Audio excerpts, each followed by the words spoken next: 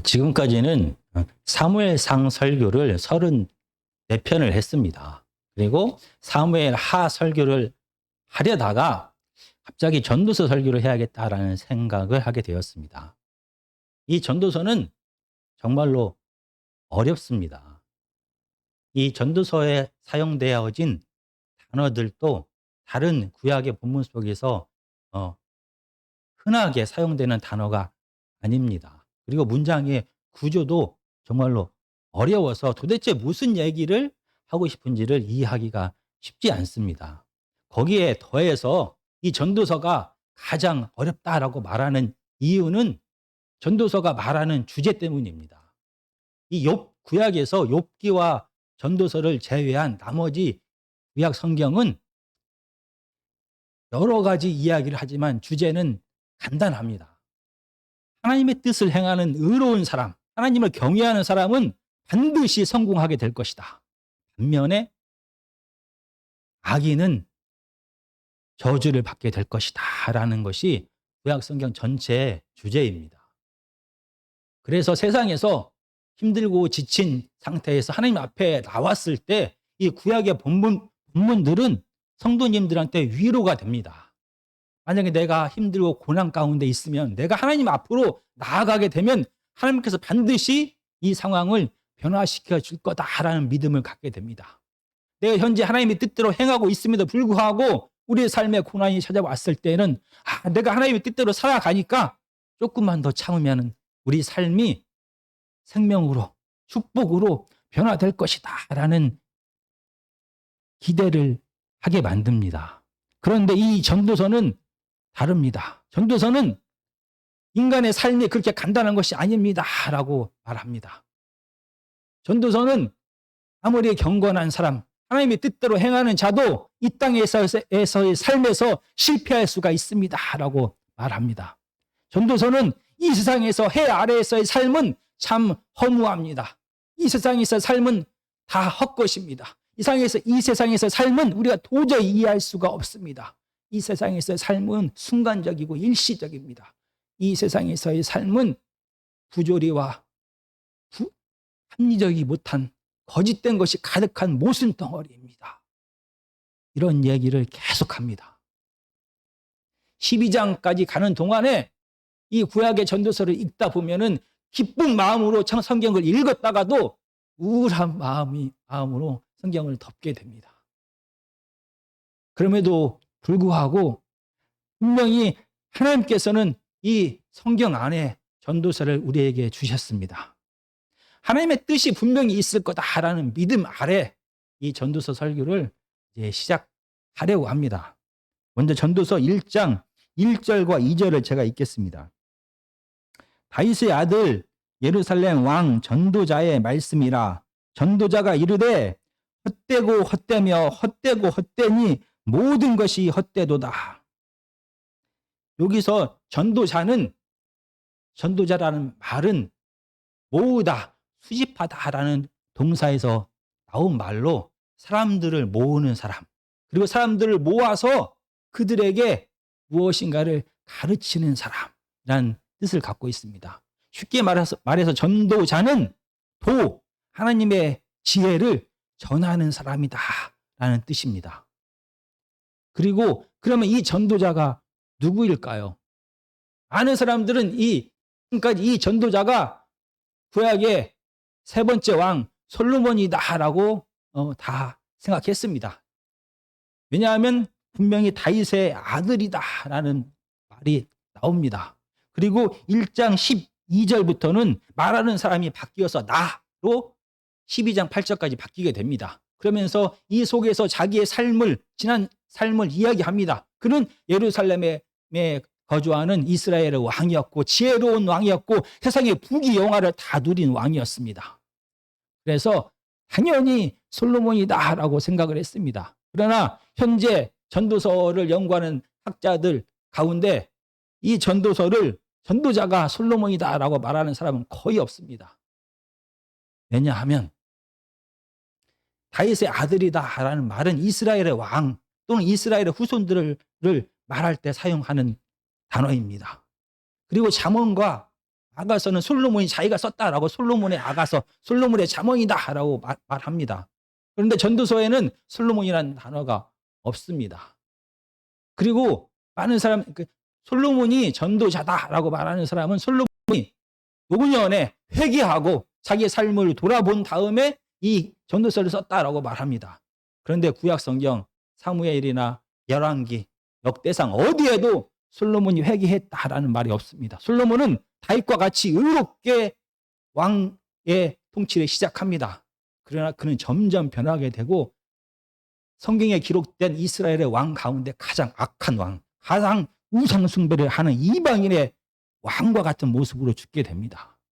그는 회개했다라는 말이 성경 어디에도 없습니다.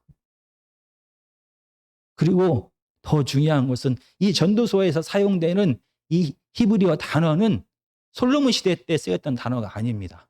한 600년 뒤에 후기에 사용되어진 단어들을 사용합니다. 아람어에서 파생된 히브리어를 사용하고 있습니다. 물론 그렇다고 해도 이 전도서의 저자가 누구냐, 100% 맞냐라고 하면은 아무도 확신할 수가 없습니다. 이 전도자가 솔로몬이든 솔로몬이 아니든 상관없이 분명한 것은 하나 있습니다. 하나님께서 성령의 감동으로 누군가를 세워서 누군가로 하여금 솔로몬의 목소리를 통하여 이 허무한 세상, 헛된 세상 속에서 어떻게 살아가야 될지 삶의 지혜를 기록하게 했다는 것입니다. 성령이 감동을 주셔서 사람으로 하여금 이 헛된 세상에서 어떻게 살아가야 될지를 기록하게 했습니다. 이 전도서는 방금 전에 제가 읽은 것처럼 헛되다라는 말이 정말로 계속 반복됩니다. 이 전도서를 온통 둘러싸고 있습니다. 이 헛되다라는 히브리어 단어는 헤벨입니다. 헤벨. 구약 성경 전체에서 73번 이 헤벨이라는 단어가 쓰입니다. 그런데 전도서에서 무려 38번이나 사용합니다. 한국말로는 헛되다라고 번역을 했습니다. 그런데 이 헤벨이란 단어는 숨쉬다, 안개, 바람이라는 뜻에서 시작하였습니다. 그래서 헛되다라는 뜻도 포함합니다. 그리고 영원하다의 반대, 일시적이고 순간적이다라는 말도 있습니다. 거짓되다라는 뜻도 있습니다. 그리고 도저히 이해할 수 없다라는 뜻도 있습니다. 어리석다라는 뜻도 있습니다. 부조리하다, 모순되다, 도저히 합리적으로 이해할 수 없다라는 뜻도 있습니다. 이 헤벨이라는 뜻은 이렇게 헛되다라는 뜻뿐만이 아니라 일시적이고 거짓되고 모순되고 이해할 수도 없고 부조리가 가득한 모든 것을 통칭하는 의미입니다. 그래서 앞으로는 헛되다라는 말을 헤벨이라는 이 모든 의미를 갖고 있는 이 단어로 사용하겠습니다. 이 헤벨이라는 말은 그냥 헛되다라는 뜻을 포함하여 순간적이고 일시적이다, 이해할 수 없다, 어리석다, 거짓되다, 합리적이지 못하다, 부조리하다, 모순되다, 이런 모든 뜻을 다 품고 있게 됩니다. 그리고 오늘 본문에서 왜 전도자는 이 세상 해 아래서의 모든 삶이 이렇게 헤벨인가, 모든 삶이 이렇게 헛된 것인가, 모든 삶이 이렇게 일시적이고 거짓되고 모순되고 불합리적이고 도저히 이해할 수 없는가에 대하여 1장 3절에서 그 이유를 기록합니다. 해 아래서 수고하는 모든 수고가 사람에게 무엇이 유익한가? 해 아래서 사람이 하는 모든 수고가 아무런 이득이 없다, 아무런 유익이 없다라고 말합니다. 그래서 이 해 아래에서의 삶은 다 헤벨이다라고 말합니다. 다 의미가 없다, 헛되고 이해할 수 없고 모순 덩어리고 거짓되고 이렇게 표현을 하게 되는 것입니다. 왜 그렇게 수고를 했는데 아무런 유익이 없는 것입니까? 누군가는 이렇게 말할 수도 있습니다. 내 노력이 부족했기 때문에, 최선을 다하지 않았기 때문에 아무런 유익이 없는 것이다 라고 말할 수도 있습니다. 1장 4절에서 8절까지는 세대를 거듭하면서 사람들이 얼마나 노력했는지를 자연 환경, 창조 세계와 비교하면서 기록합니다. 먼저 1장 8절에 제가 읽겠습니다. 모든 만물이 피곤하다는 것을 사람이 말로 다 말할 수는 없나니. 사람이 말로서 표현할 수 없을 정도로 창조세계가 너무나 일을 많이 해서 너무나 반복적으로 계속적으로 수고를 하여서 피곤하다라고 말합니다. 그러면 그렇게 창조세계가 피곤할 정도로 반복적으로 연속적으로 창조활동을 하는 동안 사람은 무엇을 했습니까? 4절에서 7절까지입니다. 한 세대는 가고 한 세대는 오되 땅은 영원히 있도다. 해는 뜨고 해는 지되 그 떴던 곳으로 빨리 돌아가고 바람은 남으로 불다가 북으로 돌아가며 이리 돌며 저리 돌아 바람은 그 불던 곳으로 돌아가고 모든 강물은 다 바다로 흐르되 바다를 채우지 못하며 강물은 어느 곳으로 흐르든지 그리로 연하여 흐르느니라. 이렇게 모든 창조세계가 모든 만물이 얼마나 수고했는지를 땅과 해와 그리고 바람과 물을 통하여 말합니다. 해가 뜨고 지고 다시 뜨고 졌습니다. 바람이 불고 그치고 또 불고 그쳤습니다. 비가 와서 물이 강에서 바다로 흘러가고 다시 바다에 모인 물이 수증기를 통하여 하늘로 수증기로 올라가고 구름이 되고 비가 내리고 다시 강물이 되고 다시 바다가 되었습니다. 이렇게 창조세계는 끊임없이 반복적으로 일을 했습니다. 그래서 창조 질서에 따라서 반복적으로 일하기 때문에 창조세계가 피곤하다라는 것을 생각할 수도 없습니다. 그런데 얼마나 힘들게 반복적으로 그 일을 했는지를 피곤하다라고 표현합니다. 이렇게 창조세계가 반복적으로 지속적으로 계속적으로 창조활동을 하는 동안 사람들도 똑같이 한 세대는 가고 한 세대가 또 오고 계속해서 자기의 삶 전부를 바쳐서 사람들은 수고를 했던 것입니다. 이렇게 창조세계가 피곤할 정도로 사람들은 매일 아침부터 밤까지 수고하게 되었습니다. 그 결과 사람의 활동, 해 아래서 인간의 활동이 무엇을 남겼습니다. 무엇을 얻었습니까? 9절에서 11절까지입니다. 이미 있던 것이 후에 다시 있겠고 이미 한 일을 후에 다시 할지라. 해 아래에는 새 것이 없나니 무엇을 가리켜 이르기를 보라 이것이 새 것이라 할 것이 있느냐. 우리가 있기 오래전 세대들에도 이미 있었느니라. 이전 세대들이 기억됨이 없으니 장래 세대도 그 후 세대들과 함께 기억됨이 없으리라. 이렇게 사람들이 역사를 통해 계속해서 세대를 거듭하면서 인간의 수고를 계속 쏟아부었습니다. 그런데 새로운 것이 전혀 없습니다. 기억에 남는 것이 전혀 없습니다. 아무런 유익을 남기지 못하게 되었습니다. 온 시간을 바치고 마음을 바치고 에너지를 다 쏟아부었는데 남는 것이 아무것도 없습니다. 정말 헤벨입니다.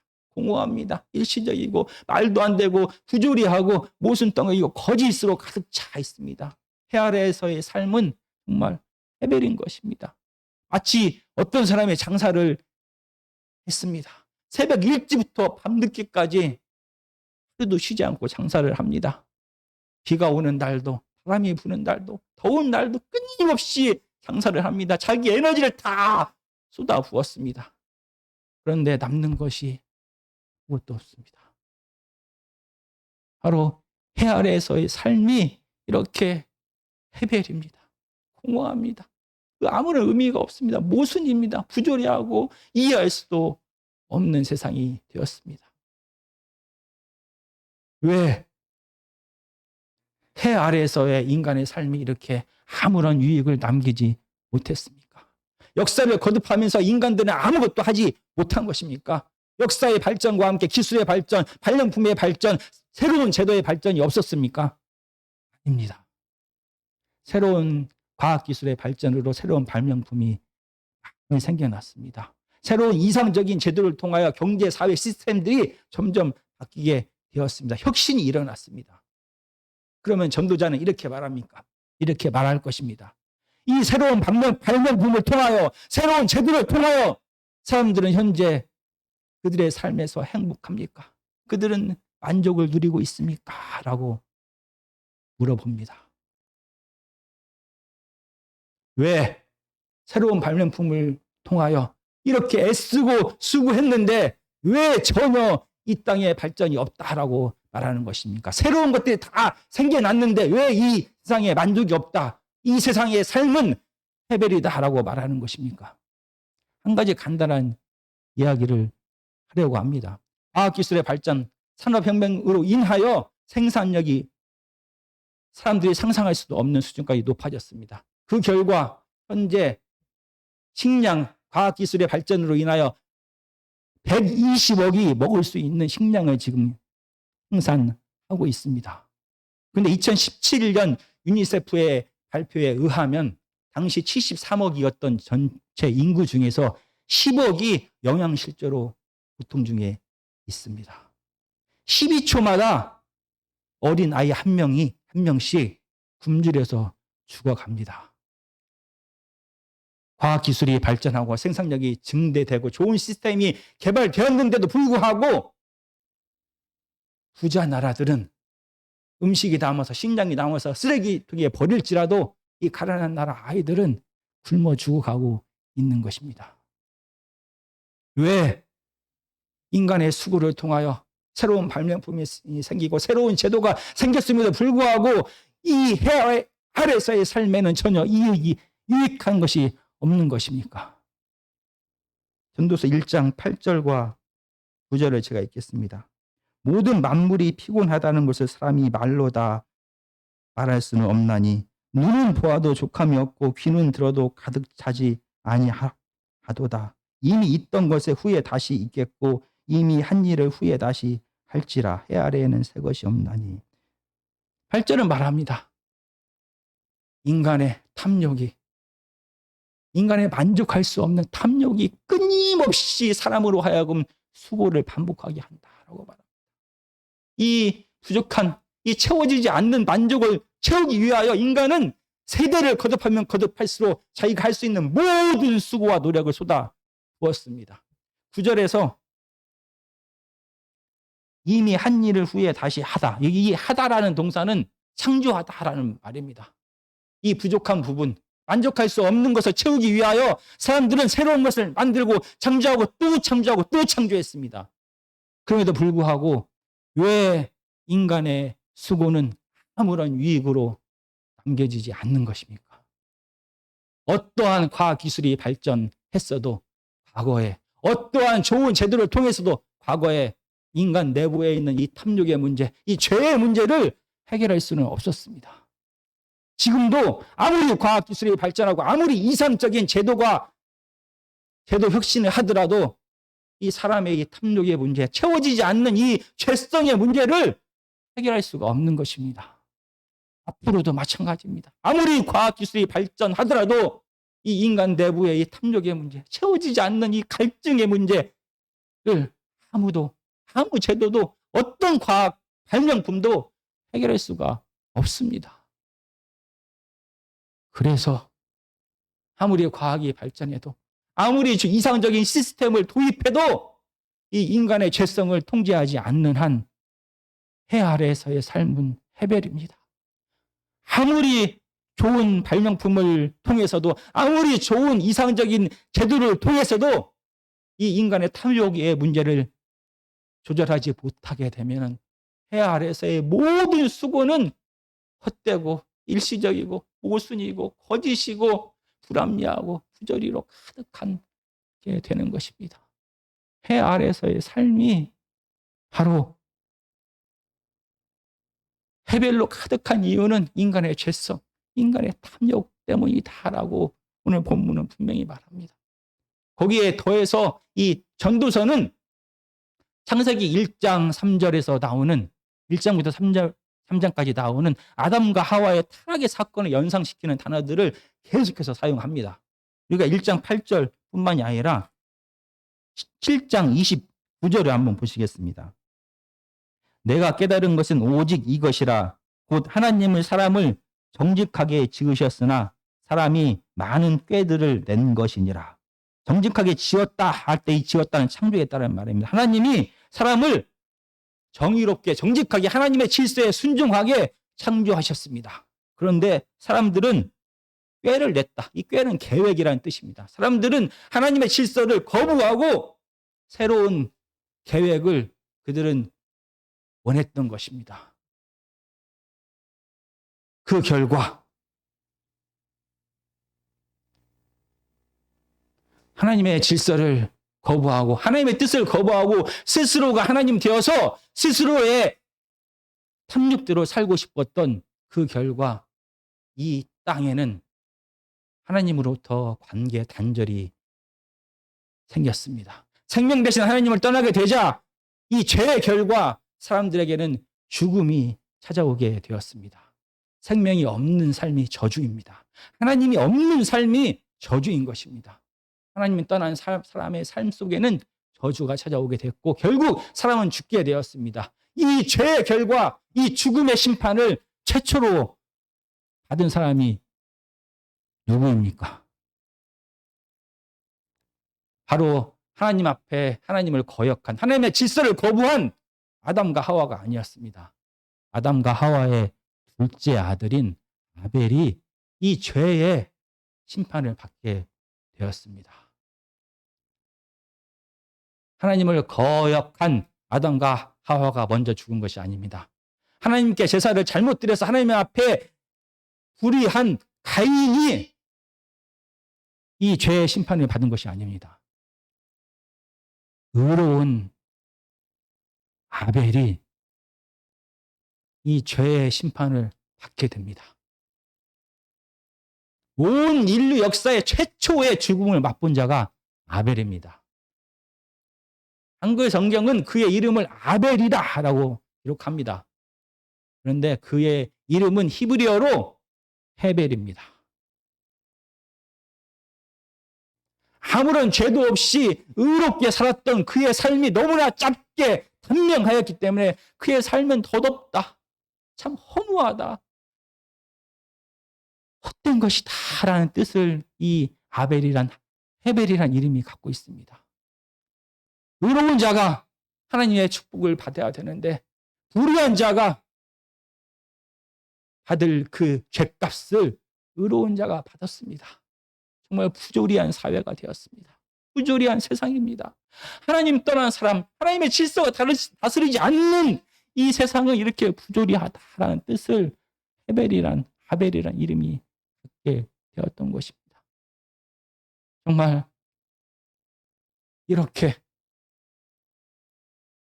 하나님의 질서가 하나님이 떠난 그 자리에는 죽음이 찾아오게 되었고 하나님의 질서가 다스리지 않는 그 세상은 헤벨의 세상이 되었던 것입니다.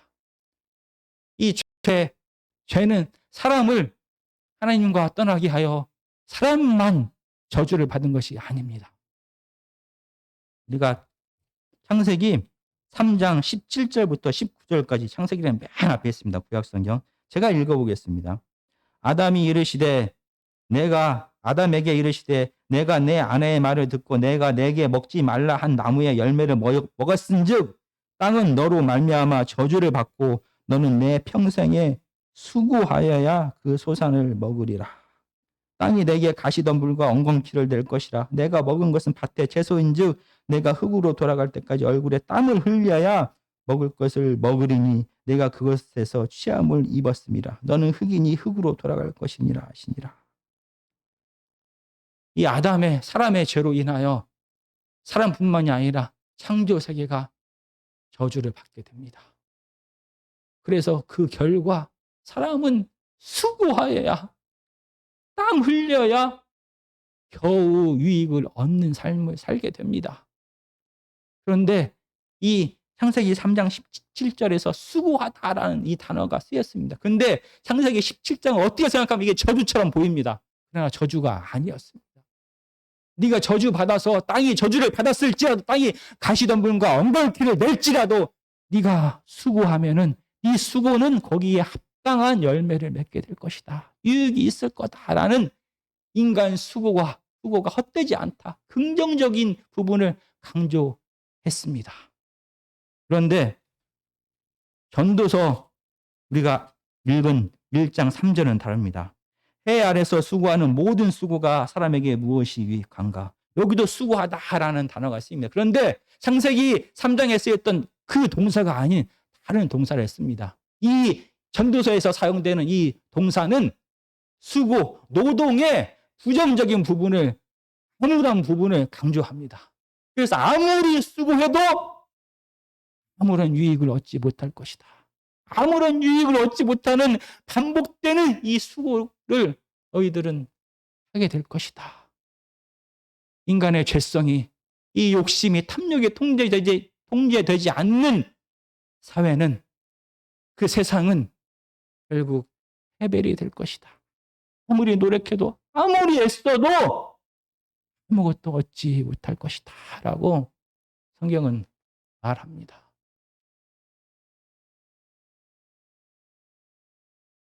우리는 이런 해벨의 세상을 살아갑니다. 헛되다, 의미 없다, 왜 이렇게 세상이 왜 이래, 이해할 수도 없어, 모순이야, 부조리해. 정말 이 하나님의 질서가 전혀 통치하지 못하는 인간의 탐욕이 지배하는 이 세상을 보면서 우리는 정말로 괴로워합니다. 시간이 흘렀는데, 하는 세월을 살았는데 손에 잡히는 게 아무것도 없습니다. 무엇을 남겼는지 아무것도 모르겠습니다. 우리는 이 죄의 값을 받고 있습니다. 늙어만 갑니다. 죽어만 갑니다. 이 헛된 세상을 살아갑니다. 정말 해벨의 세상을 살아갑니다. 어쩌면 우리가 갖고 있는 탐욕 때문에 우리의 삶에는 이렇게 생명이 없고 기쁨이 없고 만족이 없는 공허하고 헛되고 부조리하고 의미도 없고 고집된 삶을 살아가는지도 모릅니다. 그리고 이렇게 탐욕을 가진, 죄성을 가진 사람들이 살고 있는 이 세상 속에서 살아가기 때문에 나는 하나님의 뜻을 행해도 의인도 고난을 받고 고통 가운데 살아갑니다. 그리고 죄의 결과로서 우리는 결국은 이 죽음 앞에 서게 됩니다. 정말 의미 없는 무의미한 일시적인 거짓된 이해할 수도 없는 부조리가 가득한 이 세상을 살아가는 것 같습니다. 우리의 이 피땀 흘린 노력의 결과가 아무것도 없는 것 같은 이러한 세상을 살아갑니다. 이 전도서의 고백처럼 이렇게 해벨의 세상이 된 것은 인간의 죄 때문이다 라고 말합니다. 이 죄의 문제, 이 탐욕의 문제가 통제되지 않으면 어떠한 발명품이, 어떠한 과학기술이 발전하여도, 어떠한 이상적인 제대 속에서도 많은 사람들은 해벨의 세상, 죽음의 세상, 고통의 세상을 살게 될 것이다 라고 말합니다. 정말 힘들게 이렇게 고통 가운데 몸부림치다가 오늘 주일날 하나님 앞에 모였습니다. 이렇게 설교를 끝내면은 그렇지 않아도 힘들고 우울한데 정말 힘이 듭니다. 이 전도서 1장 3절에서 또 다른 희망을 간접적으로 우리에게 기록해 두었습니다. 해 아래서입니다. 해 아래서. 해 아래서의 삶은 이렇게 해벨로 가득한 죽음과 두려움과 부조리와 의미가 없고 모순 덩어리인 삶을 살아갑니다. 이 말 속에는 해 위의 세상은 다를 것이다 라는 말을 간접적으로 하고 있습니다. 해 아래가 아닌 해 위의 세상, 사람이 다스리지 않는 해 위의 세상, 하나님의 질서가 다스리고 있는, 하나님이 통치하는 해 위의 세상은 다를 것이다 라는 희망을 저에게 줍니다.